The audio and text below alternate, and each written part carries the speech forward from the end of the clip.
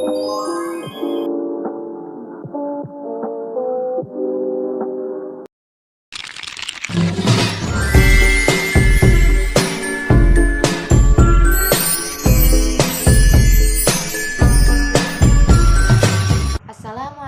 warahmatullahi wabarakatuh. Bismillahirrahmanirrahim. Alhamdulillahirabbil alamin.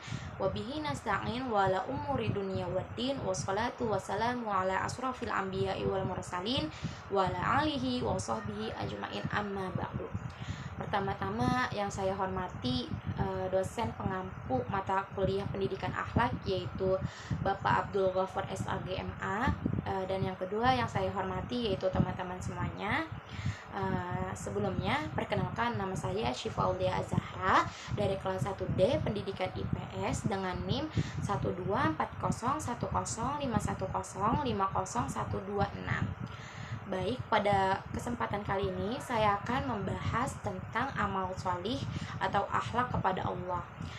Dalam materi ini terdapat subbab-subbab materinya. Yang pertama yaitu ada subbab hakikat amal sholih, yang kedua yaitu iman dan ilmu, yang ketiga yaitu tawakal, dan yang keempat yaitu ikhlas.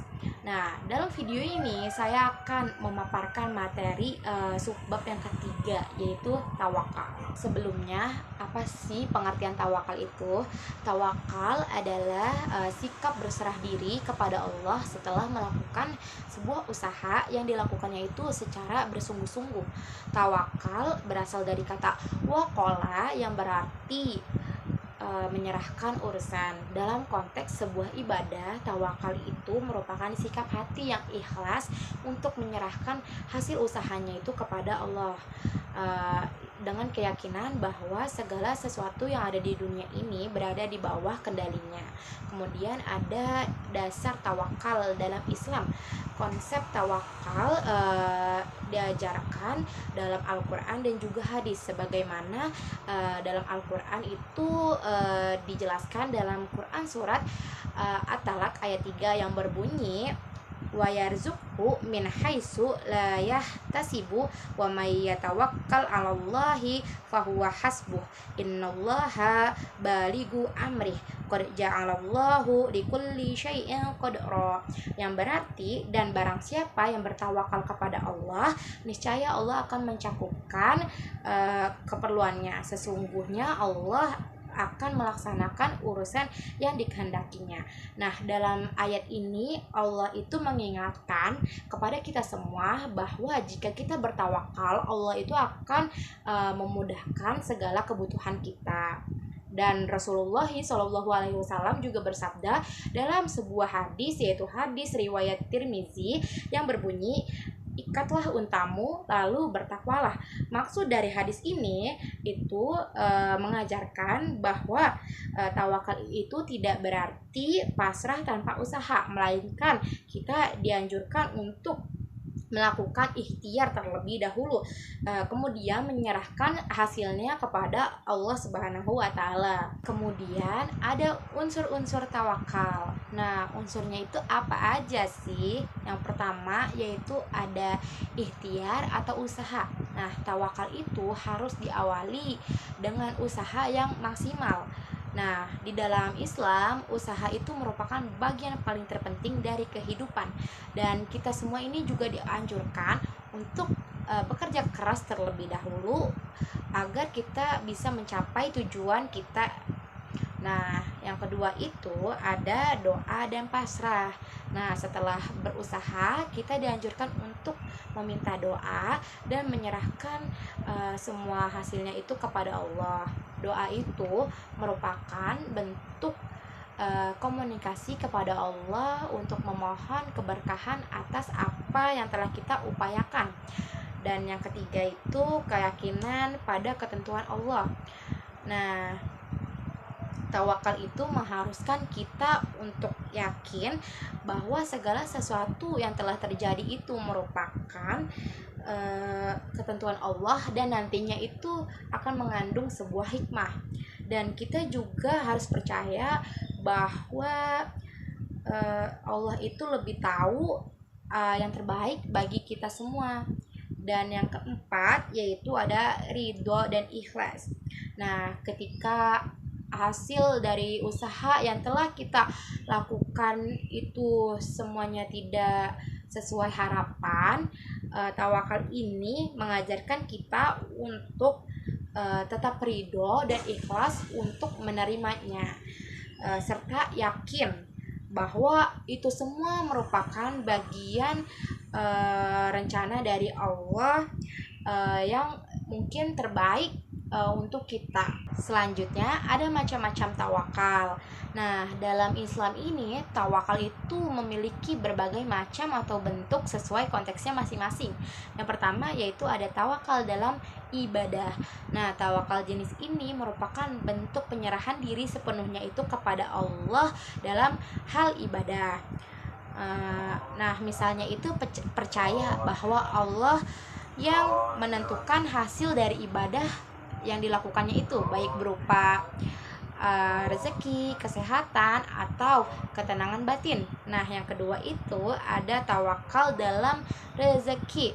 Nah, dalam hal mencari nafkah ataupun rezeki ini, tawakal itu berarti berusaha sebaik mungkin, tetapi tetap menyerahkan hasilnya itu kepada Allah.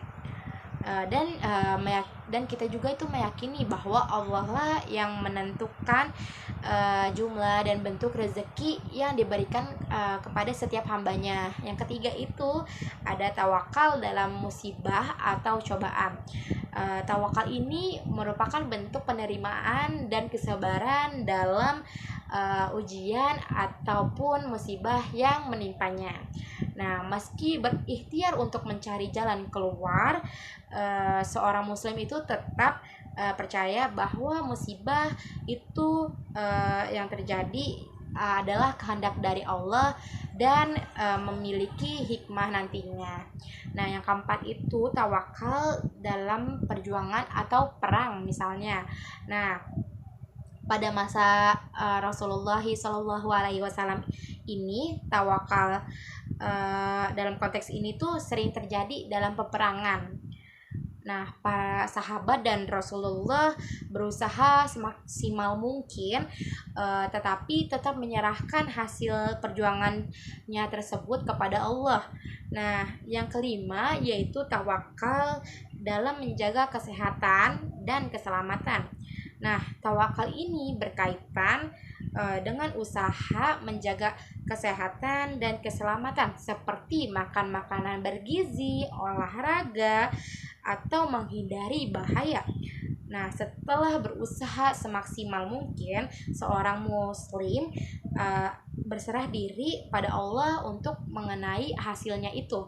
Nah, yang keenam itu tawakal dalam menuntut ilmu. Nah, dalam mencari ilmu, seorang muslim itu dituntut untuk bekerja keras dalam belajar dan memahami ilmu-ilmunya itu. Nah, namun ia tetap meyakini bahwa pemahaman dan manfaat dari ilmu tersebut itu merupakan anugerah dari Allah yang diberikan kepada dirinya itu sesuai kehendaknya masing-masing. Contoh tawakal dalam kehidupan sehari-hari. Dalam kehidupan sehari-hari, tawakal itu bisa diterapkan dalam berbagai situasi. Misalnya, seorang pelajar yang telah belajar dengan sungguh-sungguh untuk melakukan ujian, kemudian ada seorang pekerja yang telah berusaha optimal dalam pekerjaannya, atau seorang pedagang yang telah meningkatkan usahanya itu. Nah, mereka semua itu telah menjalankan ikhtiar. Kemudian mereka akan menyerahkan hasilnya itu kepada Allah yang nantinya itu hasilnya itu entah itu sukses atau enggak gagal.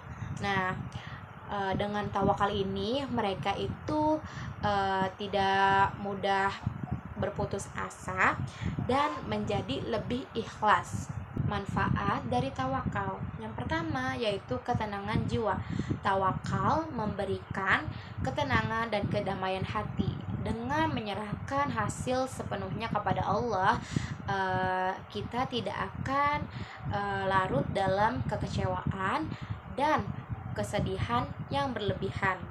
Yang kedua kedua yaitu menghindari kesombongan. Tawakal menjaga kita dari perasaan sombong, karena kita sadar bahwa sepenuhnya keberhasilan itu merupakan karunia dari Allah Subhanahu wa taala.